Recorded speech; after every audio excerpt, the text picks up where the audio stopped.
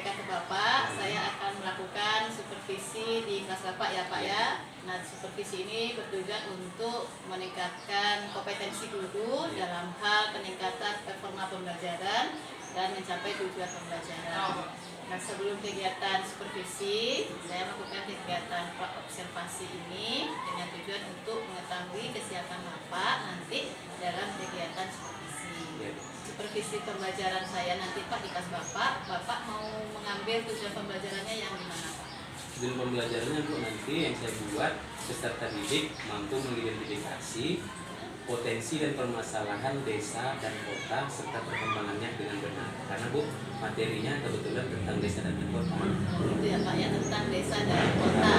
Nah, untuk materi ini tujuan pembelajaran yang sudah Bapak sampaikan tadi, strategi pembelajarannya seperti apa Pak? Strategi pembelajaran nanti yang Bu yang mau saya lakukan adalah yang pasti Bu, metodenya saya pakai nanti ada diskusi, kemudian model pembelajarannya nanti problem based learning PBL. Nanti saya berbasis memecahkan masalah Bu. Nah, untuk strategi ini area pengembangannya gimana Pak? Area pengembangan juga nanti yang mau dilihat keberhasilan model dan metodenya serta peningkatan pemahaman daripada peserta didik. Yang spesifik ingin saya amati yang bagian mananya Pak? Nanti boleh Ibu amatinya tentang model dan metodenya Bu. Model dan metode Pak ya. Oke Pak, untuk supervisi kapan bisa kita lakukan Pak? Besok Bu, tanggal 25 saya ada kelas di kelas 12.3 jam 11. Oh, jam 11 Pak ya Pak. Nah, untuk kegiatan supervisi ini saya mohon izin kepada Bapak nanti untuk mendokumentasikan dalam bentuk rekaman Pak ya. Kemudian juga nanti saya akan mencatat hal-hal yang berkaitan dengan kegiatan pembelajaran yang Bapak lakukan. Nah, kemudian nanti Pak setelah supervisi kita bertemu lagi dalam kegiatan pasca observasi Pak.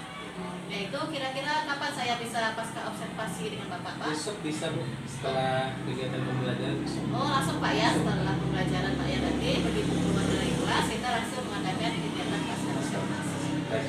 Baik Pak, sampai di sini kegiatan pra observasi kita. Terima kasih atas waktunya ya Pak ya. Iya Bu, sama-sama. Assalamualaikum Pak. Waalaikumsalam. Oke, baik ya. Sebelum kita mulai, baiknya kita berdoa dulu ya. Kegiatan pembelajaran kita pada hari ini. Silakan ketua kelas pimpin doa. Siap, Sekarang baik bacaan, mari kita bersatu dan doa memperkenalkan kepercayaan masing-masing. Berdoa dimulai.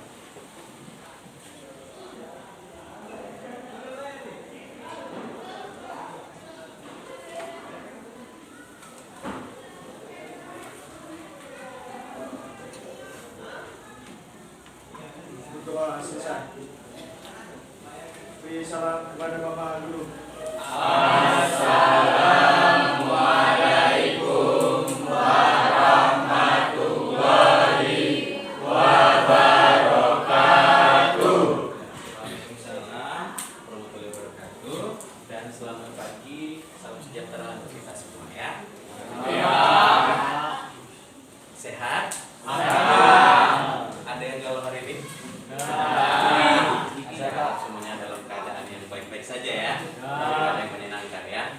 12.3 ya. Tepuk tangan 12 kita. Sebelum saya mulai, saya check up dulu. Kira-kira siapa yang nggak hadir hari ini? Hadir semua? Hadir semua. Ya, saya hadir semua. Jadi saya harap untuk kedepannya tetap seperti ini dipertahankan. Jangan ada yang apa, kalau ada yang sakit di kabarnya ya. Dan terutama untuk anda semua jaga kesehatan. Karena dari kelas 12 sebentar lagi akan meninggalkan SMA kan? Ya, jangan sampai ada sesuatu hal yang terjadi kepada anda yang dapat merugikan anda. Ya, baiklah Nanda, pada hari ini kita akan sambung pelajaran kita sebagai lanjutan dari yang kemarin ya, masih bersama saya dan topiknya itu adalah geografi ya. Sebelum saya mulai, saya harapkan nanti seluruh siswa kelas 12.3 hadir seutuhnya. Seperti biasa ya, kita mindfulness, lupakan beban sejenak, Kalau tadi pagi ada yang galau-galau, ada yang bebannya banyak, lupakan dulu, kita fokus dulu belajar geografi. Bisa? Ya, oke. Baik, kalau untuk materi kita hari ini, sebelumnya saya terima kasih dulu nih, duduknya sudah langsung berkelompok sesuai dengan yang kesepakatan kita kemarin kan? Ya, ada 2 kelompok, kelompok 1 dan kelompok 2. Ya, jadi terima kasih sekali ya untuk sudah dipersiapkan seperti ini. Mudah-mudahan ke depannya lebih bagus. Ya. Di depan ada slide saya. Di situ ada judulnya kita materi pada pagi hari ini adalah tentang potensi dan permasalahan desa dan kota. Nah, jadi pada hari ini kita masuk pembahasannya mengenai tentang desa dan kota. Sebelum masuk ke materi inti, ya kan? Saya tanya dulu lah. Ini kan siswa nih, ya. Pasti punya keinginan, pastilah ya. Saya tanya nih, siapa yang mau jadi orang kota? Yuk. Gak ada tulis tangan. Siapa yang mau jadi orang desa? Saya mau tanya, yang gak tunjuk tangan mau jadi apa?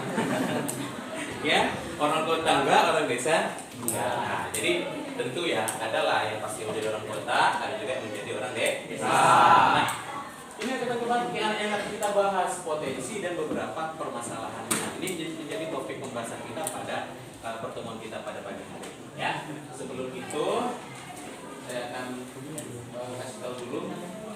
Nah, ini ada mantan orang ganteng di depan. Mau salam malam ada tengok ya. Nah, tujuan pembelajaran kita pada pagi hari ini adalah melalui nanti kegiatan diskusi peserta didik kalian ya diharapkan mampu mengidentifikasi potensi dan permasalahan desa dan kota dengan benar. Jadi itu akan menjadi topik pembahasan kita nanti apa saja permasalahan yang ada di desa dan di kota. Tentunya kalau desa dan kota pasti tidak akan baik-baik saja kan. Tentu ada permasalahan yang akan terjadi. Nah itu kita akan angkat nanti ya menjadi topik pembahasan kita pada pagi hari. Sekali lagi saya ulangi, tujuan pembelajaran kita pada pagi hari adalah melalui kegiatan diskusi peserta didik mampu mengidentifikasi potensi dan permasalahan desa dan kota dengan benar. Sampai sini paham? Paham ya? Oke. Sesuai kesepakatan kita yang sudah lalu, saya ingatkan kembali boleh? Boleh ya? Hadir seutuhnya, lupakan sejenak, aktif dalam pembelajaran, bertanya kalau sudah dipersilakan, batas waktu permisi 15 menit ya, dan selalu bahagia. Yang paling penting ya. Ada yang mau ditambahkan kira-kira? Atau cukup? Ya. Nah ini menjadi kesepakatan kelas kita pada pertemuan kita pada pagi hari. Sekedar mengingatkan saja ya. Langsung kita ke materi. Apa sih yang Anda ketahui? Apa nih Pak yang diketahui nih ya? Pertama desa. Yang kedua ada kota. Apa sih yang Anda ketahui mengenai desa dan kota? Nah, kita lihat dulu yang desanya ya. Yuk, siapa yang bisa mengungkapkan argumennya? Apa sih yang diketahui tentang desa? Siapa yang mau ketahui tentang desa itu apa sih sebenarnya? Ada yang bisa? Ya, Pani silakan. Desa itu memiliki sumber daya alam untuk manusia sehingga terjadinya interaksi antara desa dan kota nanti orang desa menuju ke kota. Jadi yang saya pahami desa itu memiliki sumber daya alam dan sumber daya desa. Terima kasih, tepuk tangan untuk semua.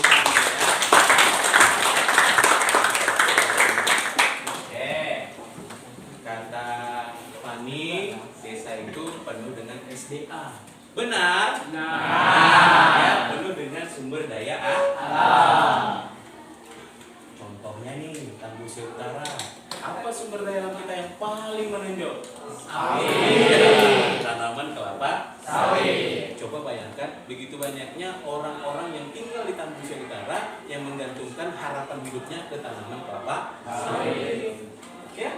Lalu siapa yang bisa kasih argumen? Apa yang diketahui tentang kota? Tadi kan desa ya, kota. Yuk, mana ini orang kota tadi nih? Ayo, yuk yang orang kota.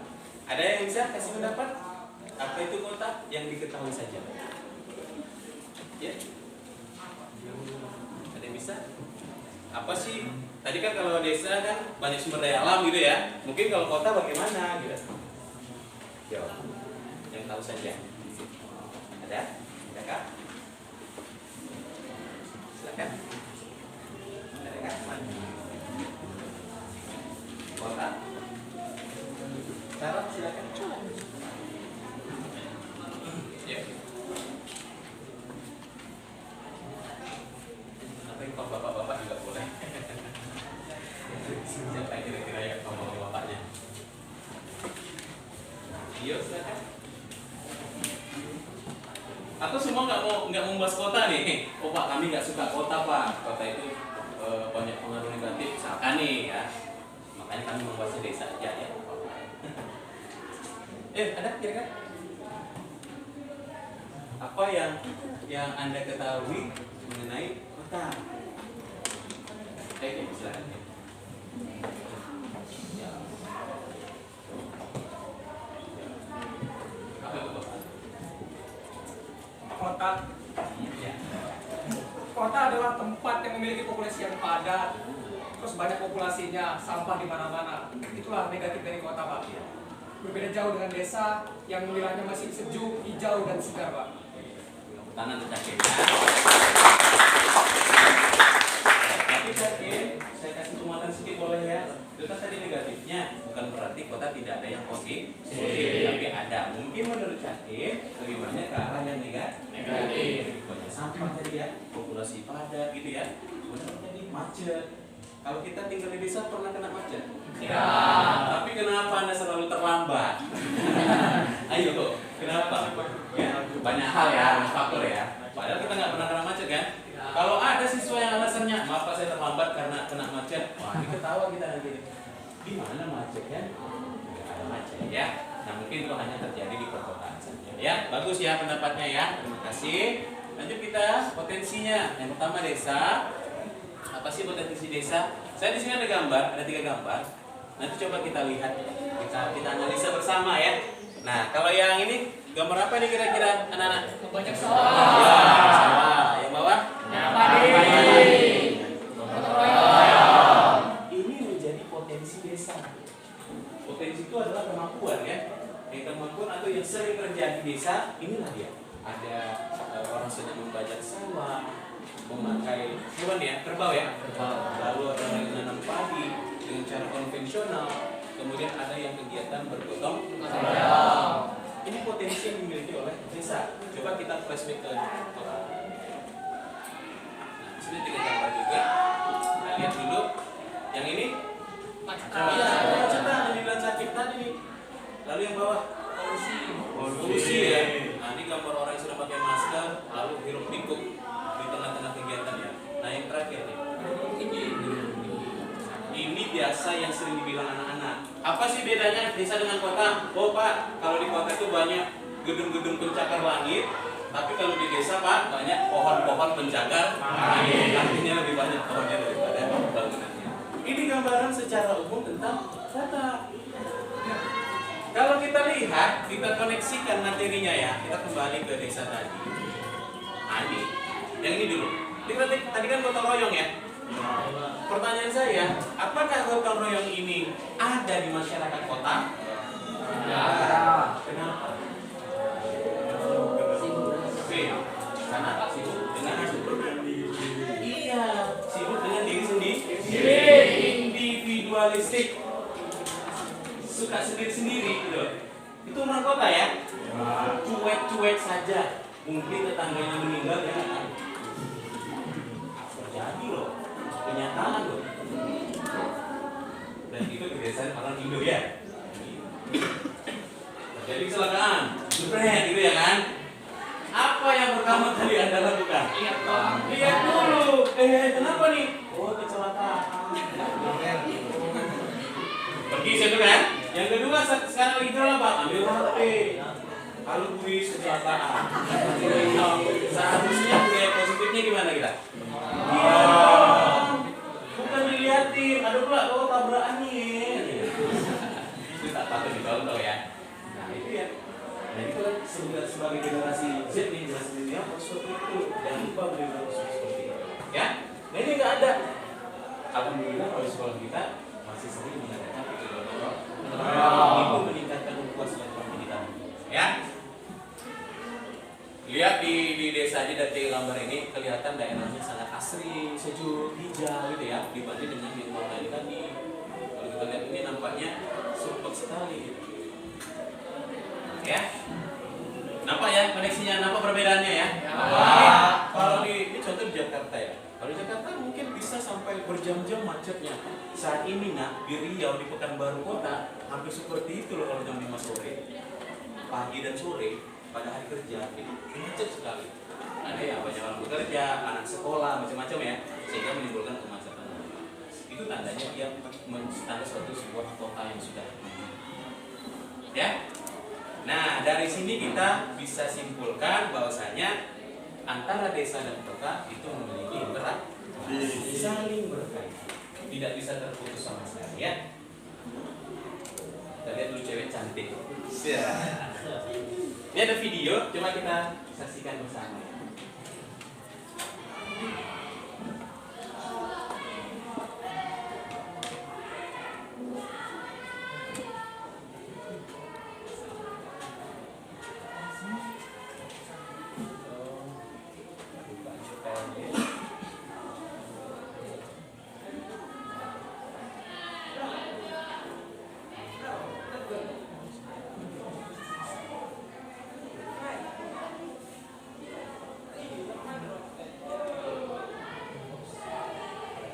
Kebetulan speakernya nggak ada ya, tapi nggak apa-apa ya.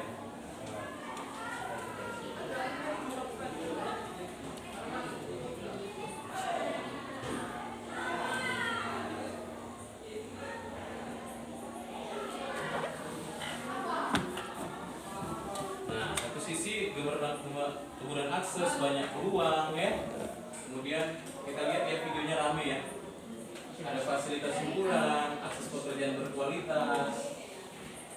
Nah, kalau di desa, ya, ini kehidupan di desa, sosialnya kuat, hidup yang lebih santai, ya.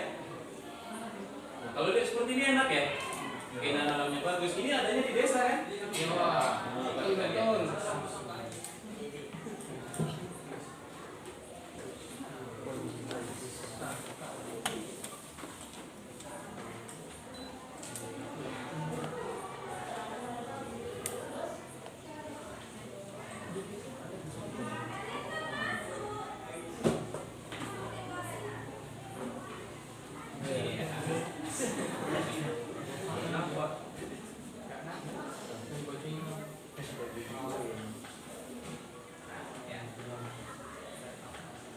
Suruh komentar nih, pilih yang ya. Disuruh milih kota atau desa. Tadi sudah lihat slide-nya ya. Nah, kalau di kota itu ada polusi, kemacetan. Kalau di desa itu keindahan alamnya bagus, ikatan sosial yang tinggi gitu ya. Nah ya, jadi dari video tersebut kita tahu bahwasanya antara desa dan kota itu saling berinteraksi. Orang kota membutuhkan orang desa membutuhkan orang kota. Yang tadi milih jadi sebagai orang desa, jangan sombong. Kalau tidak ada orang kota, mungkin kita nggak akan bisa pakai baju. Karena orang desa cuma jual kapasnya aja, ya kan? Yang bikin benang, yang bikin kain itu orang kota. Nah sebaliknya, orang kota pun tak boleh sombong. Kalau tak ada orang desa, mungkin orang kota tak akan bisa makan sayuran dan daging-dagingnya. Ya, di mana mereka nanam sayur? Yes. Bisa. Di mana mereka mau ngangon sapinya? Orang buka pintu langsung jalan raya keluar tabrak mati. Ya kan? Gak ada. Kalau di desa gimana? Lahan masih luas. Nah inilah ya, ini terkoneksi antara desa dan kota. Nah dengan demikian tentu ada permasalahan-permasalahan timbul dari interaksinya itu antara desa, kemudian juga dengan kota. Nah ini akan kita bahas pada pertemuan kita kali ini dan sekaligus menjadi kegiatan kita pada pertemuan kita. Ya, jadi nanti akan diwujudkan, akan disampaikan melalui dituangkan hasil karyanya melalui namanya nanti lembar kerja peserta. Ini ya ada KPD. Saya buka dulu.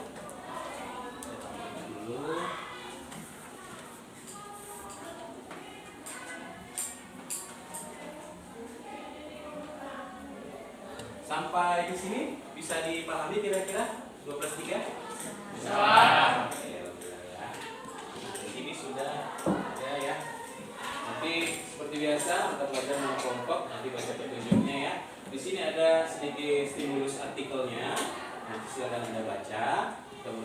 yang paling bawah ini ada stimulus gambar, silakan nanti dilihat. Saya sengaja bikin di sini versus ya.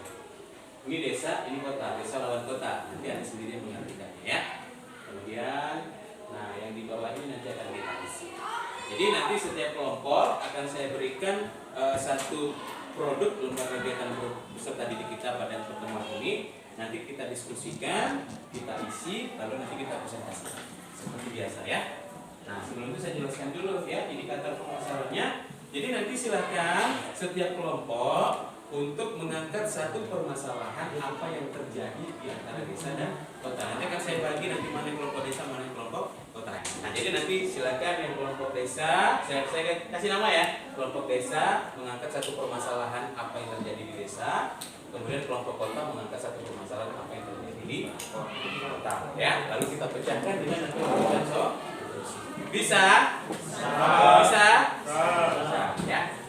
Saya bagikan dulu KPD-nya. Untuk kelompok desa, silakan diskusikan. Dan untuk kelompok, ya. Nah, masing-masing KPD sudah ada. Silakan didiskusikan dengan secara berkelompok ya.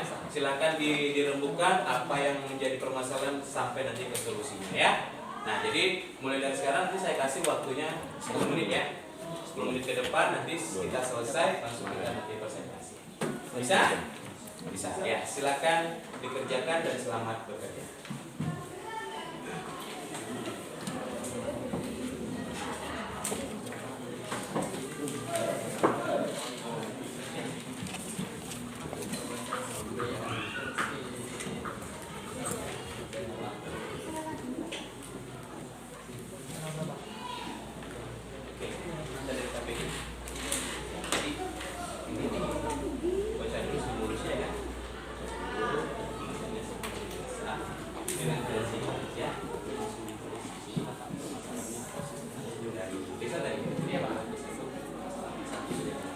Lalu diskusikan kembali penyebab masalahnya apa, dampak kegiatan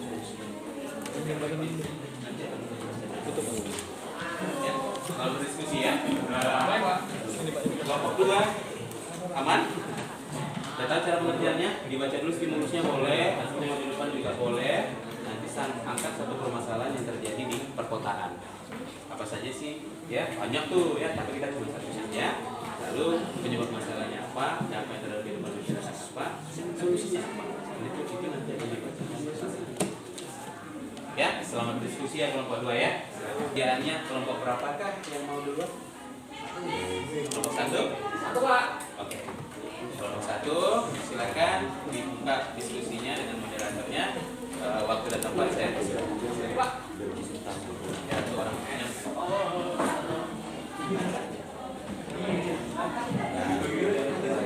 Oke, silakan. Silakan kelompok 1. Baik, kami dari kelompok 1, kelompok desa akan mengangkat permasalahan yang ada di desa. Yaitu yang pertama, banjir. Banjir penyebab permasalahannya ialah kurangnya daerah resapan air. Dampaknya terhadap kehidupan, penyakit yang disebabkan oleh banjir. Solusinya adalah membuat saluran drainase dan membuang sampah pada tempatnya. Permasalahan yang kedua yaitu kurangnya fasilitas di desa. Penyebab permasalahannya, pemikiran orang desa itu kurang maju terhadap teknologi yang canggih sekarang. Dampak terhadap kehidupan, orang desa ketinggalan dengan teknologi yang sudah dikembangkan dengan sangat canggih.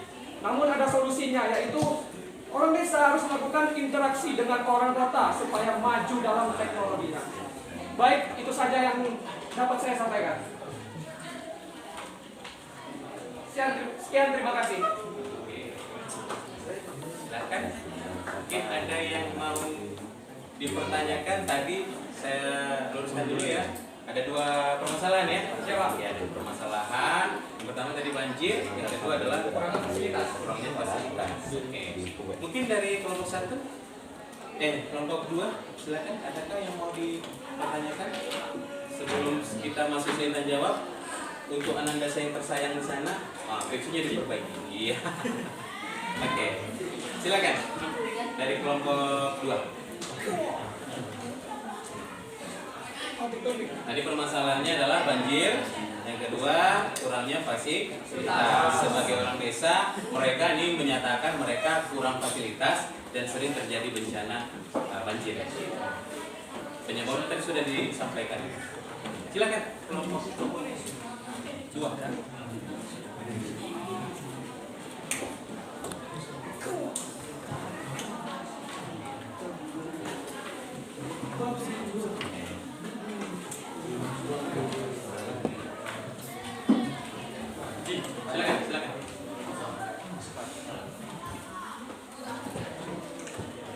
Adakah yang boleh dipertanyakan? Oke, butuh waktu ya. Oke.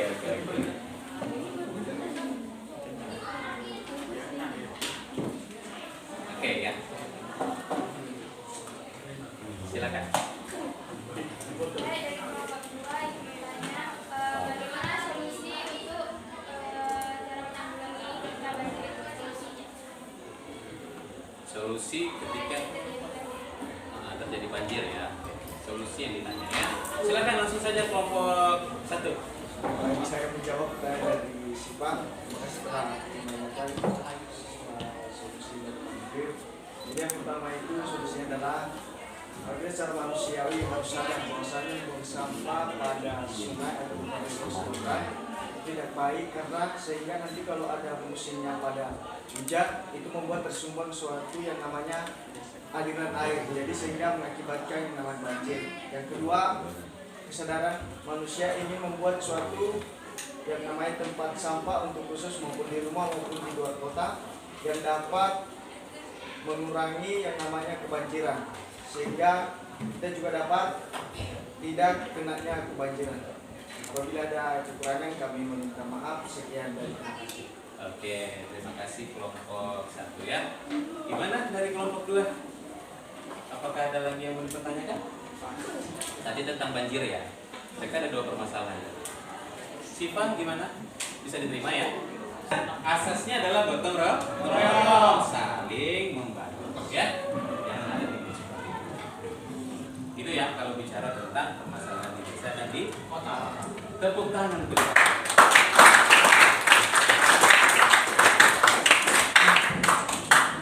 baiklah, sudah selesai presentasi, sudah selesai diskusi, tadi juga sudah sedang menarik ya. Nah, nanti kita akan buka presentasi di pertemuan berikutnya ya. Saya harapkan nanti dalam keadaan sehat dan bisa lebih dulu ya. Oke, sampai di sini kira-kira ada yang mau bertanya saya tentang permasalahan desa dan kota di saya nih. Ada kira-kira atau sudah paham semuanya? Saya harap paham semuanya ya. Adakah? Oke, silakan. Bagaimana cara mengatasi wilayah kumuh Pak? Karena kepadatan penduduk di kota itu kan Pak, jadi sehingga ada orang yang tidak dapat tempat, jadilah mereka di kolong jembatan atau di tempat kumuh itu Pak. Cerita sedikit boleh? Selam area atau bahasa Indonesia adalah permukiman kumuh tercipta yang diisi oleh orang-orang yang datang dari desa. Paham ya? Orang desa, kota akan menjadi seperti magnet. Kota itu punya daya tarik tersendiri loh bagi orang-orang di desa. Jadi orang desa akan berpikir dan berbondong-bondong menuju ke kota dengan harapan tertentu. Yang paling banyak, tadi sudah dibahas ya, adalah harapan mendapatkan pekerjaan. Saya pernah bilang ke Anda kan, di saat ini generasi milenial di zaman globalisasi seperti ini, untuk mendapatkan suatu pekerjaan dibutuhkan kualifikasi. Kualifikasi itu apa Pak? Tamat tengah. Anda besok tamat SMA, enggak laku. Saya bukan merendahkan, itu kenyataan. S1 saja sudah mulai nggak laku kan? Nah, orang-orang desa tadi yang berpikir kalau di kota tadi, nanti aku sampai kota pasti dapat kerja. Ternyata sampai di kota kehidupannya keras, pekerjaan nggak didapat. Akhirnya kemana mereka? Maaf cakapnya nih, balik ke kampung malu ya. Maka mereka akan tetap bertahan di kota. Itulah menempati daerah-daerah slum area. Ada 3 sasaran slum area. Kolong jembatan, pinggir rel, pinggir sungai ya. Seperti biasa, siapakah yang bisa merefleksikan kira-kira? Yang mau, yang berkenan, bersedia, silakan. Ada kan? Bagaimana perasaannya? Kemudian pembelajaran apa yang didapat pada pertemuan kita pada awal? Silakan. Ada kan? Ada. Frans, silakan. Baik, saya akan berarti. Nanti dari perempuan satu ya, biar adil. Kita kan bicara interaksi dulu ya. Oke, silakan. Frans. Saya akan berarti pelajaran pada hari ini. Ya. Bahagia dan juga kami bisa mengerti bahwasanya kehidupan di desa itu ada kekurangan dan kehidupan itu juga ada kekurangan dan juga ada kelebihan di masing-masing selain desa dan interaksi juga ada. Jadi di sini juga Pak kami akan membantu bahwasanya kehidupan desa belum tentu senang nanti. Di kehidupan kota belum tentu juga seenak kehidupan desa. Jadi saya untuk terima kasih Pak bahwasanya pembelajaran pada hari ini saya sangat menangkap bahwasanya pengertian di desa dan kota itu sebenarnya sama, cuman karena hanya bahan pengolahan ataupun yang dimiliki beda-beda. Jadi sedemikian yang saya bisa refleksi. Oke, terima kasih Frans. Tepuk tangan buat Frans. Ya, tadi yang baiklah, ada yang laki-laki, baiklah sekarang yang kaum ibu-ibu. Ada yang bisa merefleksikan? Dari kelompok sini deh ya, kelompok kota. Silakan. Jangan malu-malu. Oke, Stefani.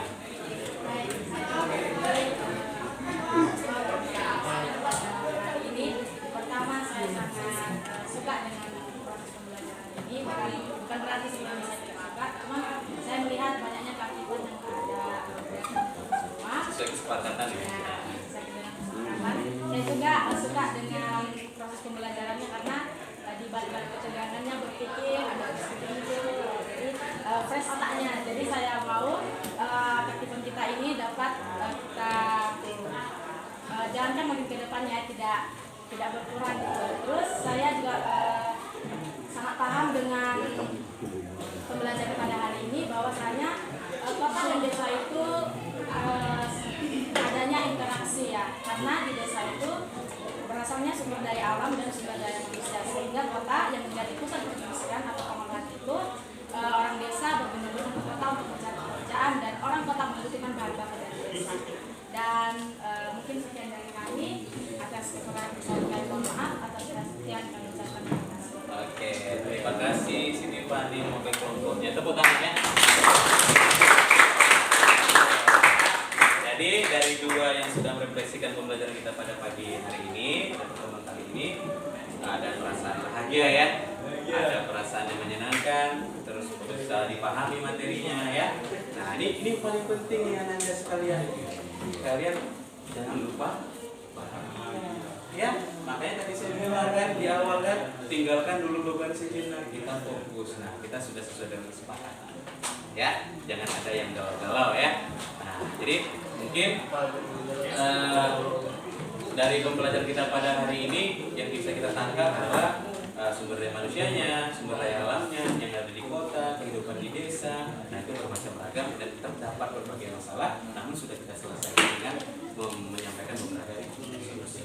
Ya, itu saja mungkin yang bisa saya sampaikan. Semoga bermanfaat ya.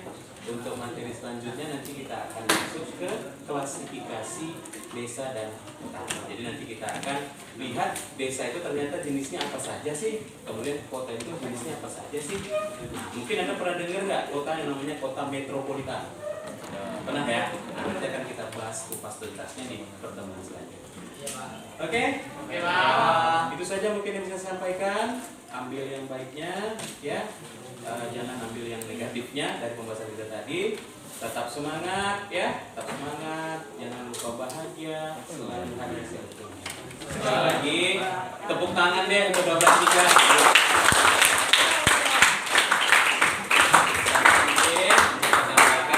Saya akhiri. Assalamualaikum warahmatullahi wabarakatuh dan selamat siang untuk kita semua. Waalaikumsalam warahmatullahi wabarakatuh. Assalamualaikum Pak Pupu. Selamat Ibu. Gimana Pak, tadi kita sudah supervisi, apa yang Bapak rasakan Pak? Ya, yang pasti Bu ya perasaan yang setelah disupervisi apalagi oleh ibu sendiri ya Bu yang disupervisi langsung, perasaan yang pertama Bu senang, bahagia karena dengan adanya supervisi ini pastilah menjadi motivasi bagi saya dan Bu nanti untuk kedepannya nanti melakukan hal baik lagi apa gitu ya kepada siswa-siswa saya. Pasti tujuan utamanya Bu dari supervisi ini mungkin menurut saya adalah bagaimana nanti menciptakan pembelajaran yang menyenangkan lah Bu. Ya. Menurut Bapak, bagaimana pembelajaran yang sudah Bapak lakukan tadi? Apakah sudah sesuai dengan strategi yang Bapak rancang? Apakah hasilnya sesuai dengan yang Bapak harapkan, Pak? Baik Bu, untuk pembelajaran telah berlangsung, menurut saya sendiri, alhamdulillah sudah tercapai dengan strategi yang saya siapkan dari kemarin gitu ya. Tentunya dalam pembuatan mulai dari pembuatan modulnya sampai nanti aktivitasnya bisa sudah berhasil dan tentunya saya belum merasa puas sebenarnya Bu. Tentu nanti ada kedepannya yang mungkin inovasi-inovasi yang diberikan lagi karena tadi menurut saya masih ada sedikit kekurangan terhadap inovasi-inovasinya. Tapi secara overallnya Bu semuanya alhamdulillah sudah berjalan. Ya, tadi Bapak katakan bahwa strateginya yang Bapak rancang sudah sesuai dengan pelaksanaan. Kemudian nanti Bapak ada inovasi-inovasi yang akan Bapak buat selanjutnya. Jadi inovasi atau pengembangan seperti apa lagi Pak yang ingin Bapak lakukan untuk selanjutnya? Baik Bu, untuk pengembangan selanjutnya itu terutama nanti tadi saya tekankan di hal inovasinya Bu yang mungkin nanti akan saya melakukan pembelajaran itu yang berbasis dengan IT, teknologi atau dengan games-games yang menarik gitu kan sehingga nanti bisa meningkatkan motivasi, meningkatkan minat belajar peserta didik dan tentunya nanti menghasilkan kegiatan yang menyenangkan. Ya. Boleh saya menyampaikan hasil pengamatan Boleh Bu, saya Pak? silakan itu sangat saya tunggu-tunggu Bu. Jadi berdasarkan hasil pengamatan saya tadi Pak, proses pembelajaran yang Bapak lakukan dengan menggunakan model problem based learning ya Pak ya, itu cukup untuk membantu siswa dapat berpikir kritis dalam menyelesaikan permasalahan yang Bapak berikan. Jadi siswa juga terlibat aktif, siswa bernalar untuk menyelesaikan permasalahannya. Tadi Pak ya hasil dari pengamatan saya. Kemudian siswa juga tidak hanya mendengarkan penjelasan dari Bapak, Bapak juga tadi sudah ada menggunakan media yang bervariasi, adanya video. Nah itu juga membantu murid dalam memahami pembelajaran ya Pak. Terima kasih. Nah untuk selanjutnya tindak lanjutnya pengembangannya seperti apa Pak? Ya, mungkin nanti Bu untuk sebagai bahan refleksi ke depannya nanti evaluasinya saya akan melakukan pengembangan itu ke penerapan pembelajaran diferensiasinya atau PSI-nya Bu untuk pembelajaran sosial emosionalnya nanti. Jadi nanti biar lebih kalau kita berdiferensiasi itu kan Bu lebih memihak kepada anak gitu kan dalam perwujudan nanti karena kita kan guru Bu pasti dituntut untuk menghamba pada murid kan Bu ya. Nah, jadi nanti dengan diferensiasi itu ke depannya nanti mungkin akan menjadi bahan refleksi saya. Sekali rencananya Pak ya. Jadi Pak sebagai penutup untuk kegiatan pasca observasi ini, apa yang Bapak dapatkan dari supervisi yang sudah kita lakukan dari kemarin pra, kemudian tadi supervisi dan hari ini juga pasca? Ya, jadi Bu yang saya dapatkan tentu banyak ilmu baru ya Bu, pengalaman baru dengan adanya supervisi seperti ini yang pasti menjadi perbaikan bagi diri saya Bu.